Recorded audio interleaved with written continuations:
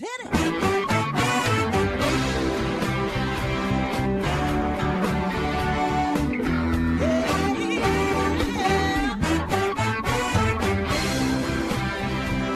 Hi, everyone, and welcome to Alzheimer Speaks Radio. I'm your host, Lori LeBay, and I'm so excited that you're joining us today.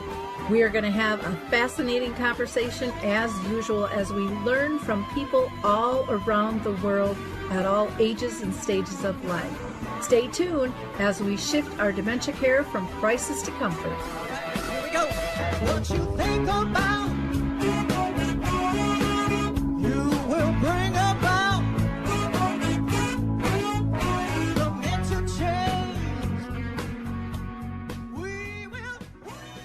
Hi, everyone, and welcome back to Alzheimer Speaks Radio. I'm your host, Lori LeBay, and I'm thrilled you're here to join us today.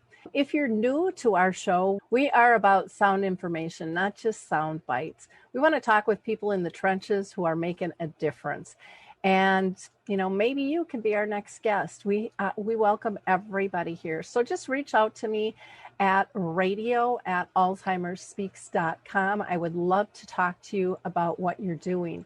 Also, if you liked our opening music, it's called Clarion Call by the Mark Arneson Band, and you can download that on any of your favorite music platforms. Now, before I introduce our guest today, which I am so excited to talk to, we are going to be talking about a new ventures challenge with Maude's Ventures. And before we get into that, I like to do a shout out to a couple of organizations. One is the Memory Cafe Directory, which I'm really excited about because there are some memory cafes that are now meeting in person again. And you can find out which ones are still online or are meeting in person by going to memorycafedirectory.com.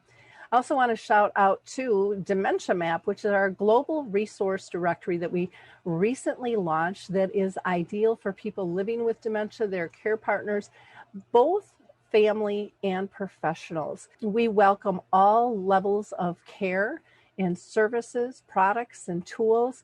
So check it out. There's also an events calendar on there and so much more. So go to dementiamap.com.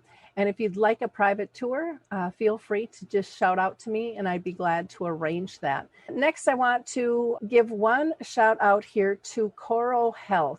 They're still allowing people to download Music First and Coro Faith free, which are two apps. So I encourage you to do that. They are doing that while the pandemic is still in play, and I'm not sure how much longer that will be available.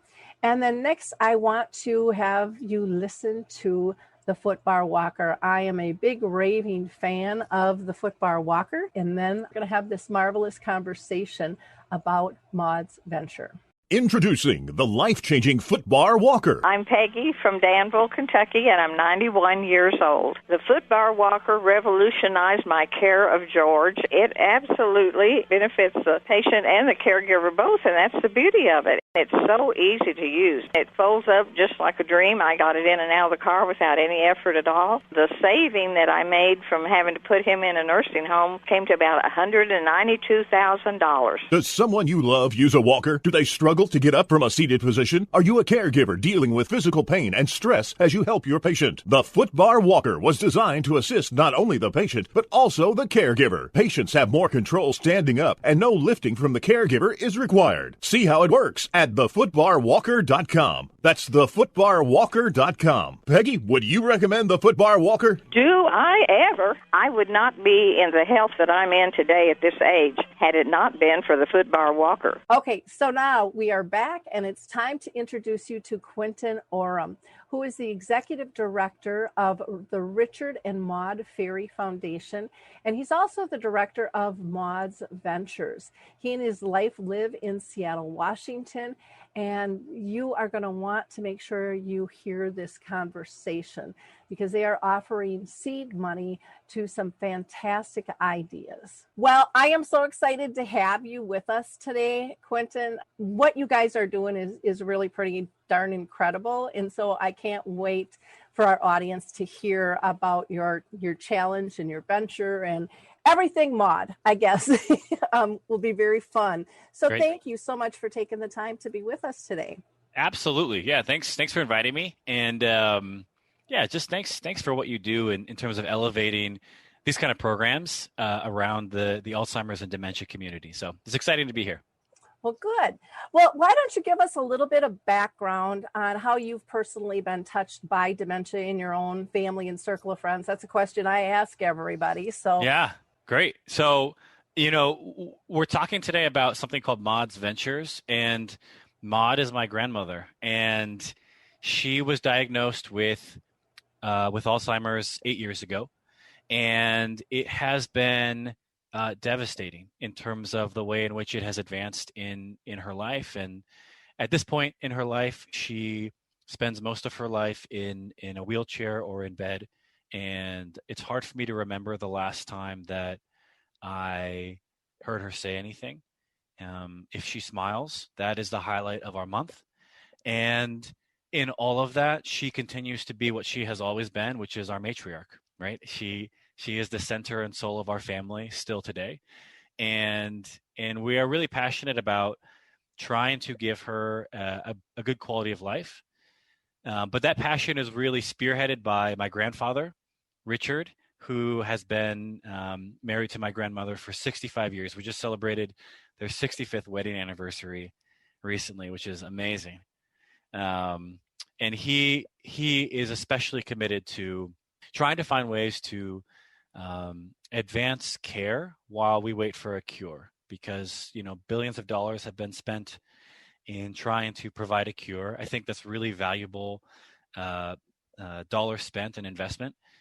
Until then, we just want to provide people like my grandmother the best quality of life possible, and so that's sort of become a part of our family's mission. Very cool. That's how I got in this space. Yeah. My mom, lived with dementia for 30 years. And I'm just going to make a comment on, you had said, your grandma's kind of quiet now. Yeah. And a smile kind of brightens up the whole family every time something like that happens. And I guess we got to that point too, and really learned to appreciate the value of the quiet time and the peacefulness, and kind of living in their peacefulness, because sometimes our world just gets so crazy. To me, that was really a big gift that dementia taught me and allowed me to have, because I was one of those whipping around, doing this, doing that all the time. Sure. And you really get to look at the world differently, and people, and how you're connected and at what level you're connected. And I love that your family is really trying to kind of level off the playing field a little bit between the cure versus care, and complement that, because it's so important. As much as everybody wants a cure, everybody wants help today and tomorrow as these diagnoses come up. And again, this disease isn't just one person. This is family and friends and huge circles that within our community that are affected by that one person in our life. And so thank you guys for your mission and in your passion, to make a difference. Why don't you dive a little bit deeper into the story of Maude's Ventures? You've got Maude's Awards. Maybe I should actually have you kind of talk about the foundation and what's under that, and then we'll dive deeper into the ventures. Does that make sense? Yeah, absolutely. So my day job is running and leading my grandparents' foundation, the Richard and Maude Ferry Foundation, which has a few areas of focus, and one of those is care for people who are living with dementia. And there have been some really interesting initiatives that have come from this focus of the foundation. Some fascinating partnerships with the University of Washington Memory and Brain Wellness Center, and the Fry Museum next door. And we recently, last year, launched something called Maude's Awards, which is trying to celebrate people who are doing amazing things already in the world of dementia and Alzheimer's, and trying to specifically improve the quality of life for people who are living with dementia. And as much as I think that program has been a success and is growing this year in its second year, it has also highlighted the fact that there are just a number of challenges that don't have solutions yet, and that we can't celebrate yet because they don't exist. And that, I think, is the real spirit of Maude's Ventures, which is how can we provide seed capital so that creative people can feel like they have the financial resources and backing to take a risk and to do something new, to create something new, to fill a need that hasn't been met yet. And, I have one experience of this, which is watching my grandparents, live with dementia together. And as my grandfather has tried to care for my grandmother, it's amazing how many things are challenges that don't yet have clear solutions. And I think it's that frustration and really that pain that animates this. And there's a spirit of hope that moves through the entire program.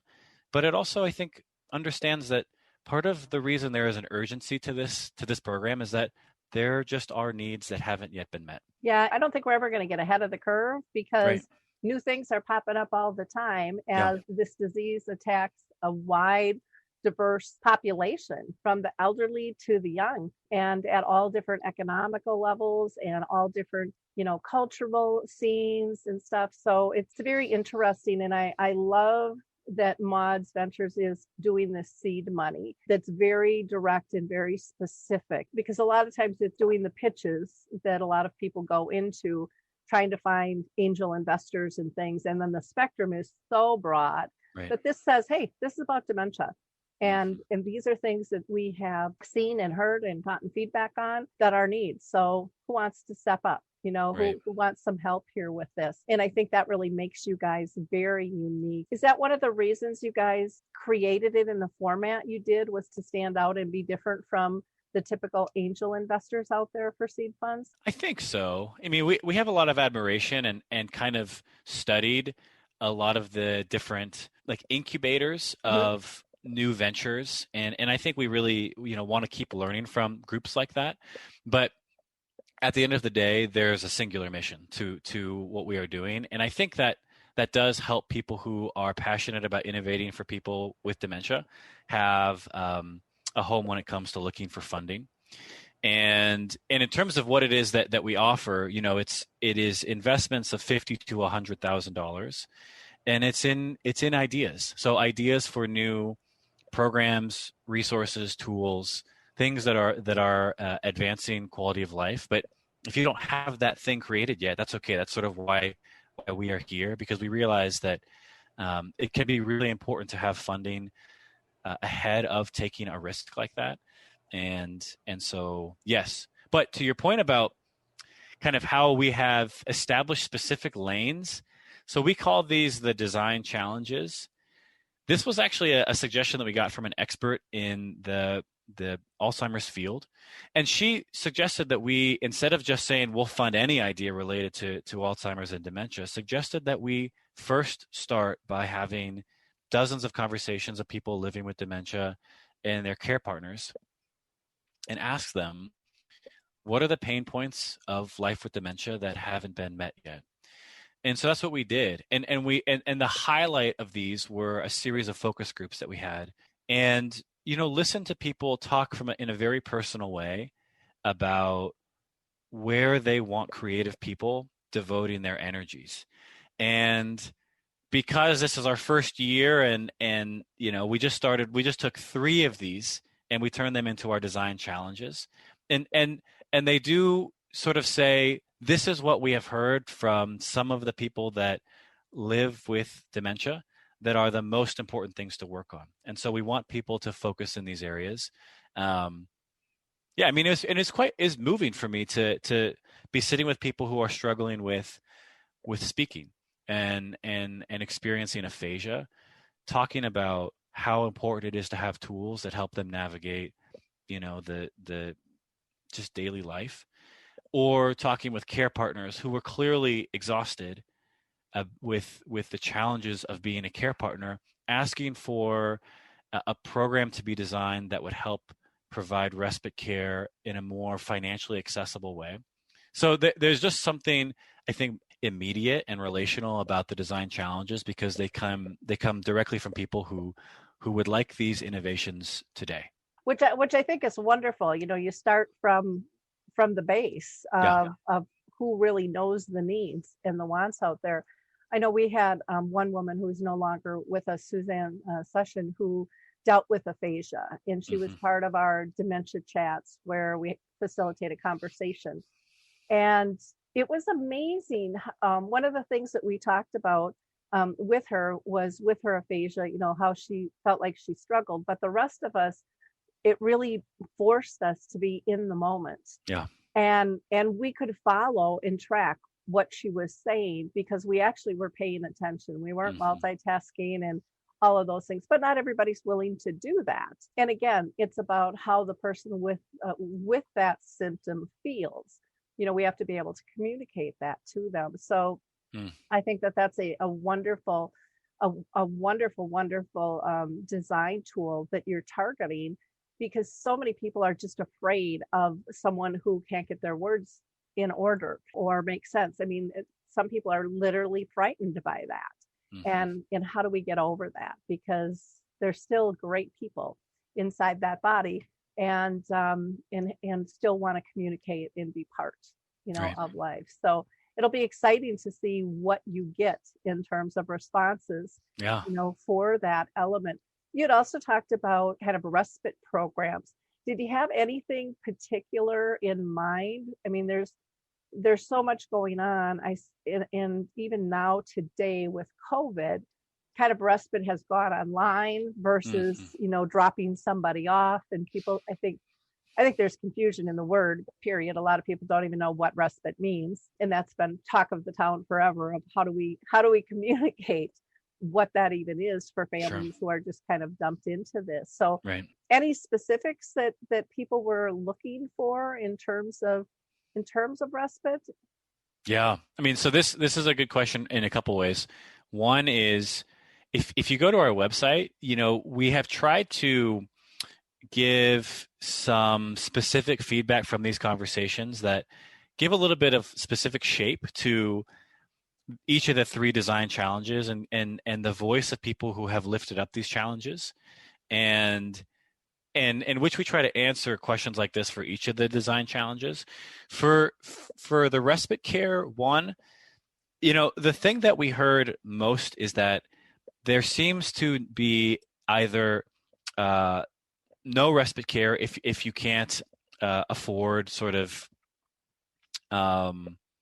respite care on the way that it's often presented now, or like full scale respite care, and that in the middle, in between, sort of little gaps of time are really hard to find care for.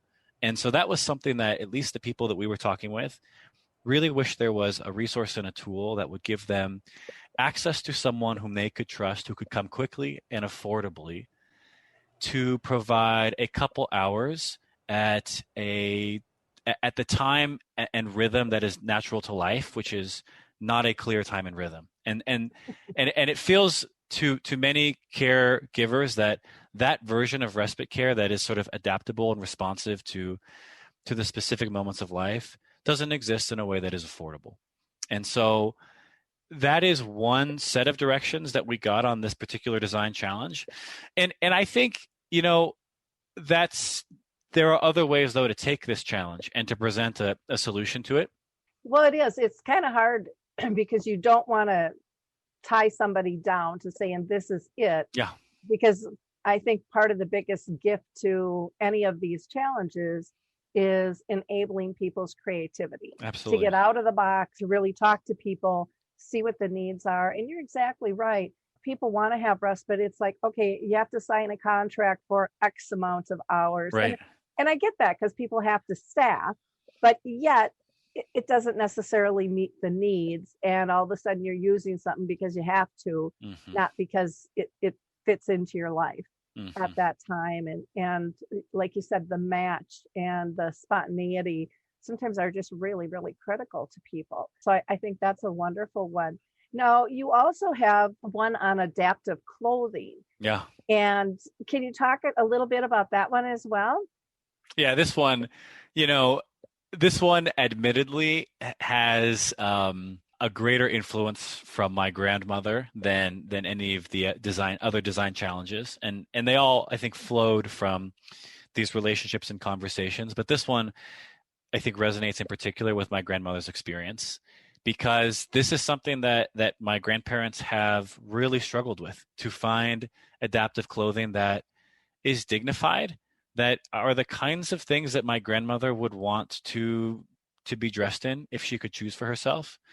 And you think about like how important it is, to have the ability to decide how you present yourself in the world. Like it's so simple. We take it for granted, but it is one of the things that is taken from us when we start to lose our capacities. And it doesn't have to be that way, but so many of the adaptive clothing options that are out there they're just not things that any of us would choose to dress ourselves in. And I think we have become okay with that, because it is often the voice of people who would ask for something different. That voice has often been lost by the time that they are in adaptive clothing.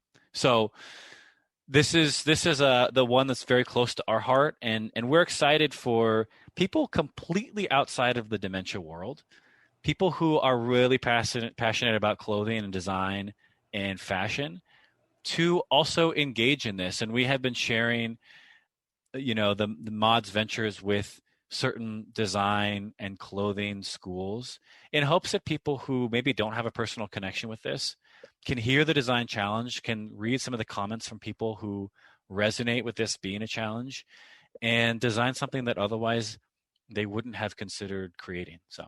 Well, I love that, because especially if you're getting into schools, the energy levels, off the roof, with stuff like this, and as well as the creativity, and they haven't learned the right from wrong, and this is the way it has to be done. Mm-hmm.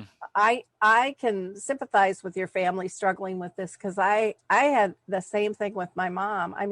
I can't tell you how long I struggled just over a bra with my mom, that independence of her being able to do that. Mm-hmm. And now she couldn't hook it in the back, and we tried it in the front. And we tried all different types of things, and there just wasn't an option. Yeah. But for her, she didn't want to wear a camisole. She didn't want to just be hanging, that wasn't dignified, for her. And to really take that in, because that was so frustrating, and it was really downright depressing and made her angry. Yeah. To lose that ability to do something that was so normal and so standard, and as much as women don't like wearing their bras, was something it was a pride thing. Right. It was a dignity thing. And men are the same way. And there are things out there with Velcro, which is nice, but sometimes they forget to add the buttons, or just the detail that hides that it is a Velcro thing. It's just a get it on, get it off type thing, or the big moo-moos for the women, flip it over their head and take it off, which again, people appreciate, but it's not stylish. And not only is it, I think, a wonderful challenge for the person with dementia, but for the family members and friends that can just feel like their person and their persona is being preserved. Mm-hmm. Yeah, that matters. And this is just like we had talked about the previous design challenge. There are multiple ways to take this. So one of the ways that someone who wants to design for this challenge and create a proposal could take it is the specific kind of clothing that's required for someone who spends their entire day in a wheelchair, which is very different than someone who is still dressing themselves. Mm-hmm. And so we have some comments on the website about both of those different directions.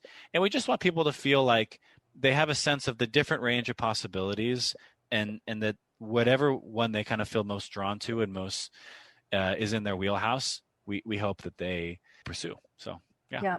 Well, and the thing with all three of these, with the aphasia, with the clothing design, and even with respite, I've always had this saying for myself, is that what's good for dementia is good for the rest of the world. And so much of what would be designed here can overflow into so many other areas of life, and not even necessarily disease categories either. When it comes to respite, there's needs at all levels of life for that, that it could be applied to. With adaptive clothing, there's so many different situations and different types of disabilities, from physical disabilities to neurological disabilities that don't allow someone to be able to dress themselves. And with the aphasia, that's huge too. That's not just a dementia thing. I mean, strokes and traumatic brain injuries, all of those things can cause difficulties in speaking and change speech patterns and things. So I think that's a really good point, and I love what you said. I have never heard that what's good for dementia is good for the world. I mean, and this is, we are offering funding to anybody. So an individual, a nonprofit, but also for-profit organizations. And the reason I bring that up is that we think there are real market opportunities here. I mean, if you take, for example, just the clothing, if it is true, as we have sort of come to the conclusion that there isn't really a good option for stylish adaptive clothing, and if it's true, what you say, that there are people, as a wide range of people besides just those who are living with dementia, who really could use this, we want people who are entrepreneurial to think, hey, this seed money could be the start of a business, and could be the start of something where there's an opportunity to create something that could grow, that could make money, that could employ people. I mean, the heart of this foundation comes from my grandfather's experience in the corporate world, founding a company which he then took public. So we hope people think in a way that is also commercial. You don't have to. If you're a nonprofit and you don't have a way of monetizing this, that's okay. We still want to hear your ideas, and that's, you may have an idea that can scale and be shared just as much as anybody else. But I just to say that you're right, there is a large market. Yeah, there's a large need. Well, you look at, the population in general is aging, and you just look at arthritis, and fine motor skills. I mean, I'm gonna be 62 this summer, and I can tell my fine motor skills aren't what they used to be. Sure. I mean, my hearing isn't, my eyes. I mean, I can go on and on, but all of those things make a difference. And in terms of the clothing I pick, I mean, I don't want something with little teeny buttons anymore because oh my gosh, or I have to look at those small little tiny buttonholes that maybe I can't see as well. I mean, all of those things apply to so many people at so many different ages and stages of life, from young kids to grown adults and everything in between. And so again, I really do believe, what's good for dementia is good for everybody, because you're looking at delivering a service, you're looking at doing it in a kind, compassionate way, and you're really listening. You're not just guessing at what the needs are, but I think the key is really listening to what people are saying that they want, and then using that creative mind that we all have. It's just a matter of, are we going to tap into it, and how much work do we want to put into it, to make a difference. So I love, what Maude's Ventures is doing for really the world. Nice. Because to take this and get people excited, because I talk to people all over the world all the time, and one of the biggest things are, I'd like to do this, and their but is usually, there's not the funding to get me to the next step. And the way you guys have structured stuff too, it's not as complicated. I mean, I've had friends who have done pitches, and it's like, well, I have to come up with a video, and I have to come up with my pitch, and I have to have my media package. And it's like, people I go back and, if it's just a single individual, are going, I don't even know what those things are, let alone how do I pull those together? Or now I have to spend money to pull those together to try to get this money that I need to do this. And they feel like it's taking away from them moving forward on their venture. And so I think the simplicity of, really looking at things at raw value, and, listening to those words on paper of, why is this important? How are you going to do this? What is the need? I think that makes it much more inclusive. And I think you're going to see some really cool things come out of this. Yeah, we hope so. And I am certainly wired in the way of not wanting to put an undue burden on people when it comes to seeking funding, because if you have a good idea, you're probably seeking funding from multiple sources. And if everyone has an incredibly complex different set of hoops to jump through, I just think it can take away from your ability to do, your passion and your mission, which is continuing to build and design and serve people. So yeah, so folks should go and look at the application. We want people to be thoughtful with it, and we do think that more thoughtful applications will certainly be able to grab the attention of our board and the folks who are living with dementia and our care partners who are going to help us evaluate these submissions. But we do hope that when people see the application, they think this is something I can do. And I also want to say, if you look at the design challenges and you aren't sure if your idea fits in, just call me or email me. And Laura, you're going to share my contact information? Yep. Yes. So this is my job. So I want to be here to have these conversations. And I think a 5 or 10 minute conversation can be really helpful. I was talking with someone just yesterday who has a sort of dementia focused television subscription service. And she was trying to figure out how her idea could fit into Maude's Ventures, and initially it didn't seem like it could. But as we talked for a few minutes, we explored the idea of what it would look like to propose the idea of building a series of engaging videos for people who have aphasia to practice some of the skills that are needed in order to navigate daily life. And all of a sudden, she had a clear sense of how her idea could fit within one of these design challenges. And fit is the wrong word. It's like we want these design challenges to promote new thinking. And so for her, she had an idea, and this was an expansion of the idea thanks to one of the design challenges. So please don't hesitate to contact us. And I would love to have a conversation with anyone who has questions. So well, see, and that's a huge difference in and of itself, being able to get a hold of somebody who, is this a fit? Or because I think sometimes when you have an idea, and I mean, I know I've gone through this a zillion times just in the growth of Alzheimer Speaks, is I can't tell you how many times people have told me, no, you can't do that. It's not going to work. Forget about it. It's never been done before. And I'm like, well, that's the perfect reason it should be tried. Mm-hmm. I mean, that's my mentality. But when you hear that all the time, sometimes it puts you in this box. And so you need a creative mind that is open to, how might that look? Yeah. And to be able to actually talk to somebody on that, not have to text, email, leave a message, but actually engage. I mean, that's the key. To me, that's the miracle at work in terms of, you made this gal go from, would it fit, to, oh my gosh, I can make this work. I can make this make sense, because you have to be able to come up with the right verbiage, and twist with it. But sometimes we think people aren't open to it, that you're only looking for what's been out there. And the whole point of Maude's Ventures is we're looking for stuff that's not out there yet.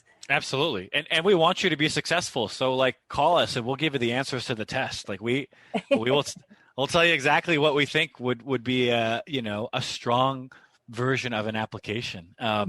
So yeah, we're new, we're learning, we're small enough at this point where we can be very personal and relational. And I think that's a gift right now. And on the learning piece, so let's say, I'm sure you have a wide audience of people, some who are going to feel like I definitely want to apply for this funding, and others who are really interested but don't have an immediate reason to apply for funding.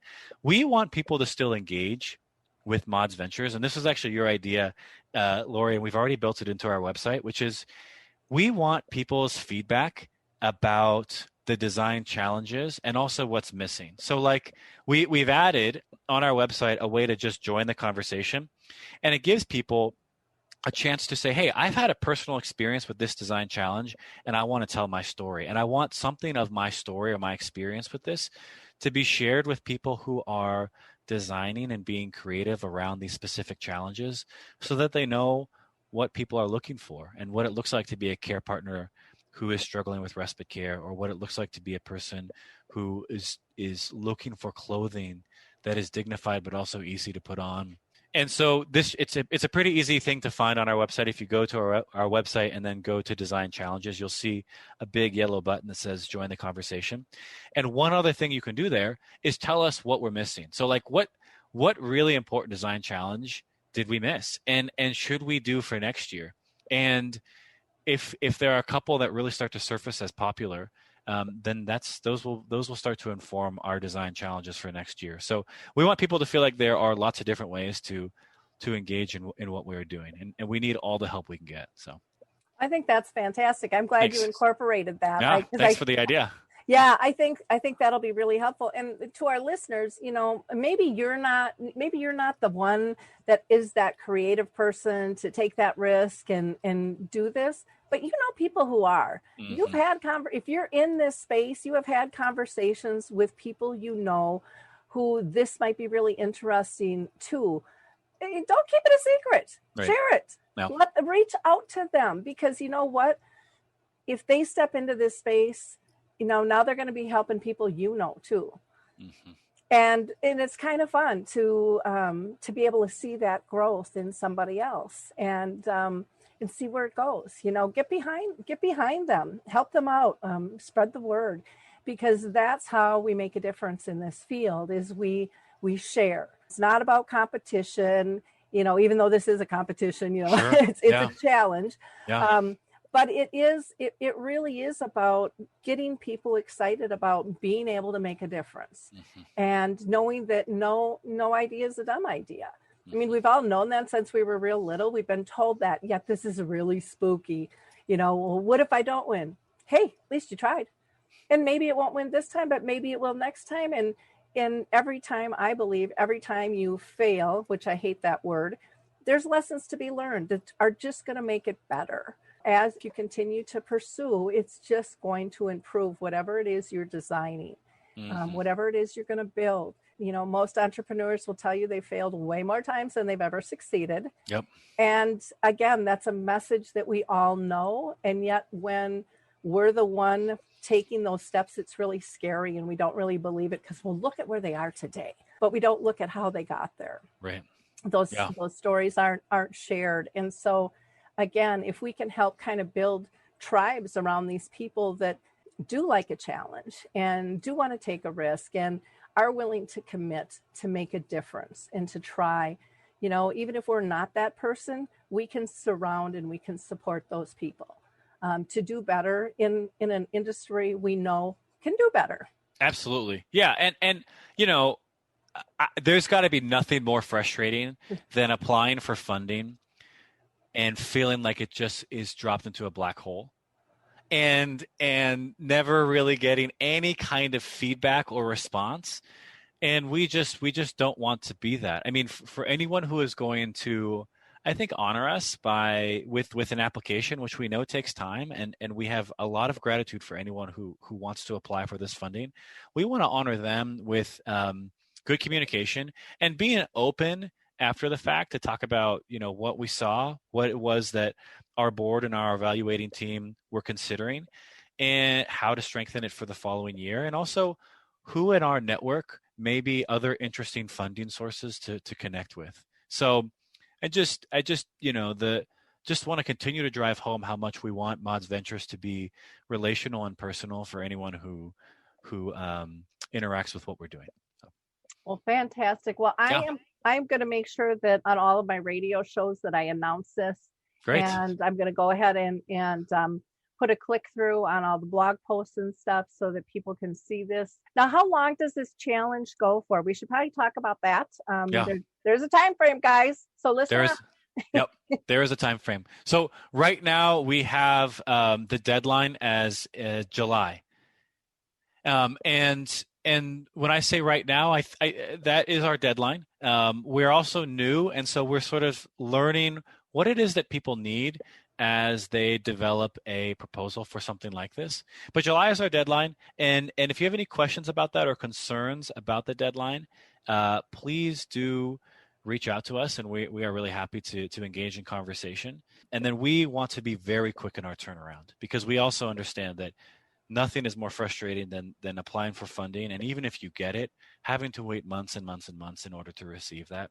So that's where we are, and if anything is updated on that, that's all communicated through our website. So wonderful.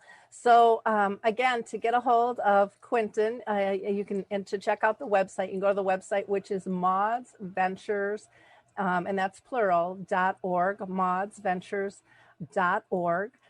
Or you can email him at quentin@maudsventures.org. And you can call or text. I mean, how open and available is this guy? Come on. That is wonderful. It's Yeah. 206-999-2565. That's 206-999-2565. And don't wait. Start spreading the word of this. Get it out. The dementia care culture needs change, and we've been seeing a lot of growth in the last 5 years.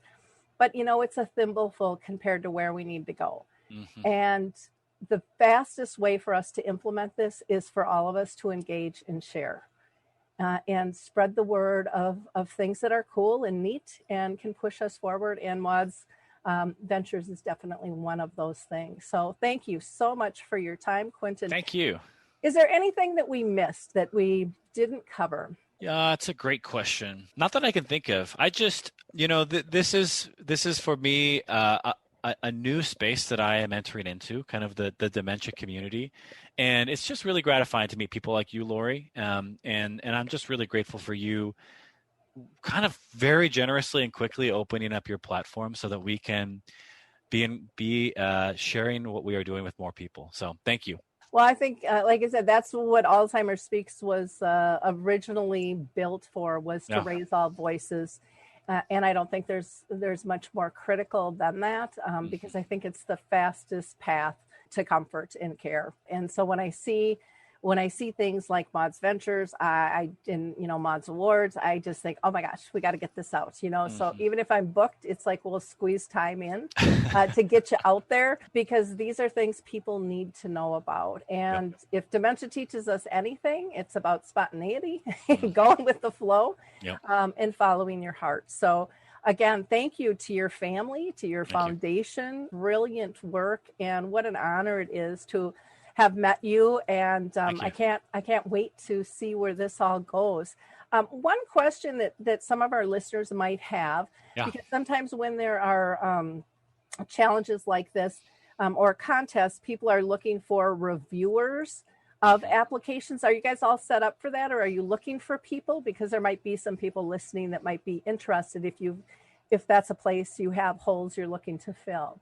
The answer is yes. So we have a wonderful team of people that are helping us review. We have our board, we have the Maude's Awards board, and then we have a team of people that are either living with dementia or our care partners. I would say that third team is filled with amazing people, and we're all basically located in Washington State. And I think Washington is amazing, but we have just one slice of perspective on the world and on the country. So if there are people outside of Washington who would be interested in being a part of our review team, we would love a conversation. Okay, so hear that. You have the contact information, everybody. So that's another reason to reach out to Quentin. Well, thank you again. I wish you the best of luck, and I'd love to have you back when you have your winners. And great, that'd be fun. They could all come on and tell us about the process and where they're going with their funding. Thank you. Well, hi, I'm Lori LeBay, and I wanted to tell you about Alzheimer Speaks, which is another great podcast. You see, my own mother lived with dementia for 30 years, and I felt lost. Did you know every 3 seconds someone in the world is being diagnosed with dementia? Odds are it's going to hit your families too. We want to help you connect to services, products, tools, research, and stories so you can be prepared. Please subscribe to Alzheimer Speaks on your favorite podcast platform.